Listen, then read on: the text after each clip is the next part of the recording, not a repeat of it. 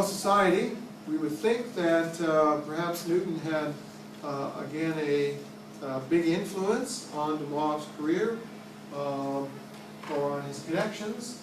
But again, when we look at the Royal Society, it's a fair number of people, but it's not everybody on the list.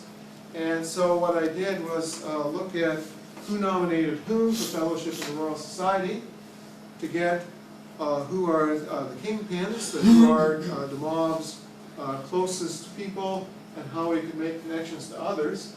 And when you look carefully at that particular graph, you find that there are two main people coming out as major nominators of others. They turn out to be Martin Fulks and William Jones. The interesting thing is Martin Fulks knew mathematics. He was actually a student of de Moivre.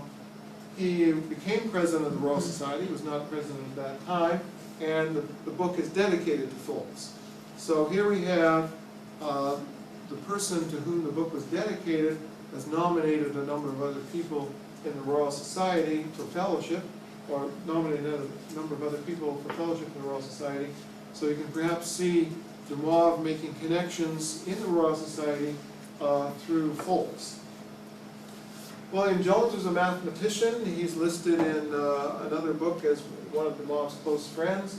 Again, he's high up in the Royal Society, became president, vice president, and both he and de Moivre tutored the second Earl of Macclesfield as a boy, tutored him in mathematics. So again, what is being done, or what's happening, is a number of connections are being teased out by looking at the various graphs. Interesting connections are that because of the aristocrats, it's looking at the family relationships, and within 3 generations, this is who is related to whom among the people on the list. And so you see that the aristocrats, of course, are mostly related to one another. There are a few who are Scottish peers who are not interrelated with the English aristocracy. Many of the people who became MPs are also related to the aristocrats. So we find that there are, with the aristocrats having landed connections, we have, and to be an MP, you also needed to have a landed connection. And so you find that there are a number of people here with interest in land. And one of the things about people running estates, or people owning estates, is that this became, the estate owners needed to know mathematics in order to evaluate their property. And the things that were happening at the time, and also younger sons were going into the Navy and the Army, and you needed mathematics for gunnery and for sailing the ships. So that a number of these people were getting mathematical training. And so here are a number of people interconnected, all connected to the, many of whom are connected to the land, being possibly tutored by de Moivre. So the thing to think about is maybe these people are de Moivre's students. The other possibility is in evaluating land, many leases at the time were based on lives. So a lease ran for 3 lives. The lease ran out when the last person expired. But you could, if someone died, you could replace them by paying a fine. And so the question is, how much should you pay for the fine? And if you were going to sell the land, and land was starting to become fluid at this time, there was a market for land, what is the land worth? And so the evaluation of annuities, which is related to leases on land, is a topic close to the heart of all of these people. And in 1725, de Moivre had written a book on the evaluation of annuities. So he was close in with this group. I think I may have covered that all, but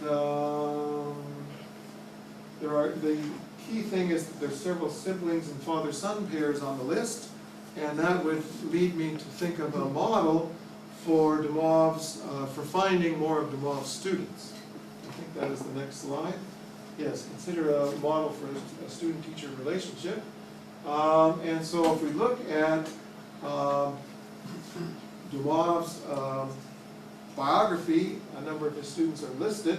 Charles Cavendish, Peter Duval, Martin Fulks, and George Parker, 2nd Earl of Macclesfield are on the list. They are subscribers.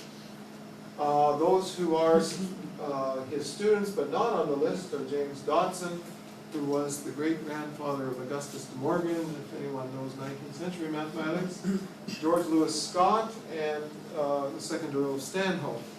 The key to this is these people were born 1708, 9, and 14, and would have been when the subscriptions first went out, which was 1728, 20 years of age.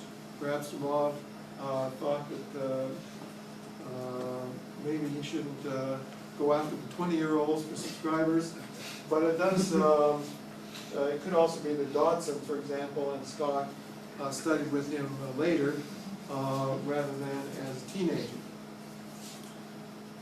So when we look at finding more students, what I thought of is seeing this and using a model, pairing up the known students in his biography and looking at the subscription list,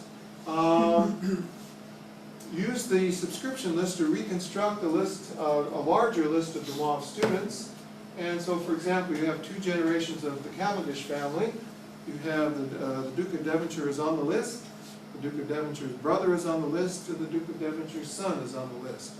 We'll find that de Moivre had talked with the first Duke in around 1689, and so it's possible that de Moivre then taught 2 generations of the Devonshire family.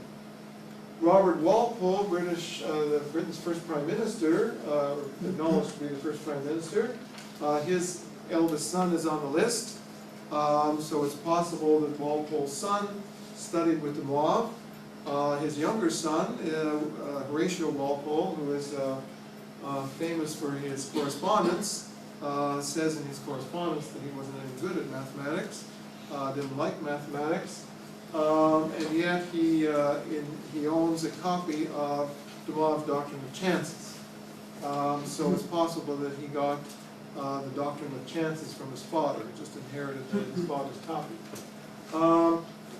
Many of the students are typical of these students, sons of fathers with landed interests, and when you look into their biographies and maybe when they started some of the lists of other tutors, it looks like de Moivre was teaching people starting at about the age of 16. So again, this is information that you can glean from the list with other historical sources.